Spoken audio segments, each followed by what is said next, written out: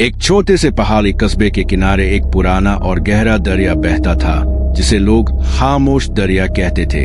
मगर इसकी खामोशी दरअसल मौत की खामोशी थी, क्योंकि वहां जाने वाला शायद ही कभी वापस आता था। मकामी लोग बरसों से मानते थे कि ये दरिया एक पुरस्रार ताकत की कैद में है। इसके नीचे एक कदीम गांव दफन है जो सदियों पहले एक तूफान में डूब गया था, और उन गांव वालों की बदरूहें अब इस दरिया में कैद हैं। हर साल बरसात के मौसम में कोई ना कोई शख्स गायब हो जाता और लोग इसे दरिया की भींत समझकर भूल जाते। कहानी शुरू होती है एक नौजवान लड़के अरसलान से, जो सहाफत पढ़ रहा था और हकीकत खोजने का शौक रखता था। इसने अपने दोस्तों आदिल, जैन और हिना के साथ फैसला किया कि वो इस दरिया के भेद को कैमरे में कैद करेगा ताकि दुनिया को दिखा सके कि हकीकत किया है। शुरू में सब ने इसका मजाक उड़ाया, मगर जब इसने दर्जनों पुरअसरार गुमशुदगियों का रिकॉर्ड इकट्ठा करके पेश किया तो इसके दोस्त मान गए। उन्होंने डॉक्यूमेंट्री बनाने का प्लान बनाया और रात के वक्त दरिया के करीब खेमा लगाया।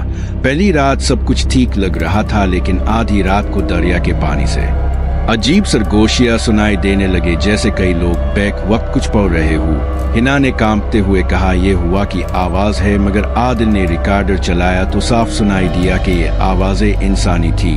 अगली सुबह जब वो फुटेज देखने लगे तो उन पर लर्जा तारी हो गया, क्योंकि कैमरे में उन्होंने देखा कि रात को उनके खेमे के इर्द गिर्द धुंध में इंसानी साए हरकत कर रहे थे।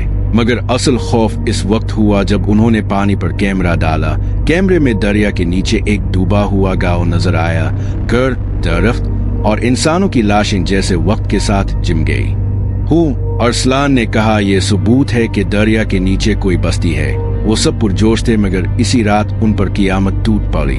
आधी रात को उनके खेमे की रस्सियां खुद ब खुद टूटने लगे। हुआ अचानक तूफान की तरह चलने लगी। पानी के अंदर से हजारों हाथ नमूदार हुए और खेमे के करीब आकर जमीन खोदने लगे।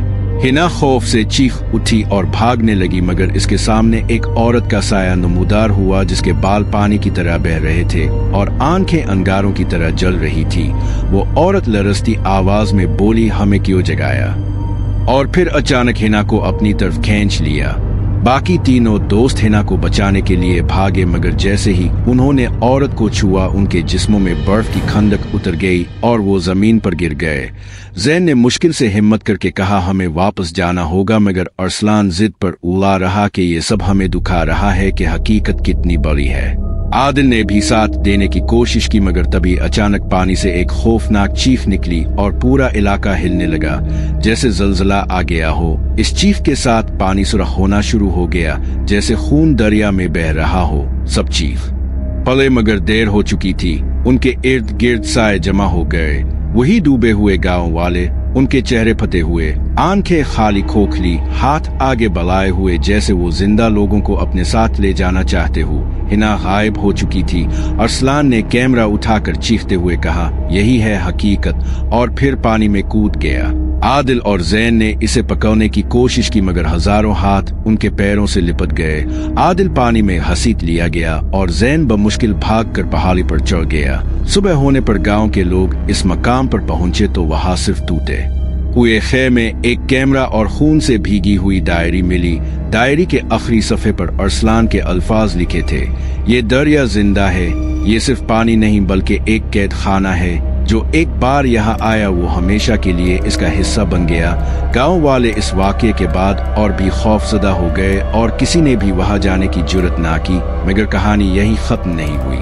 2 माह बाद एक नया टीवी चैनल की टीम वहां पहुंची ताकि हकीकत मालूम कर सके।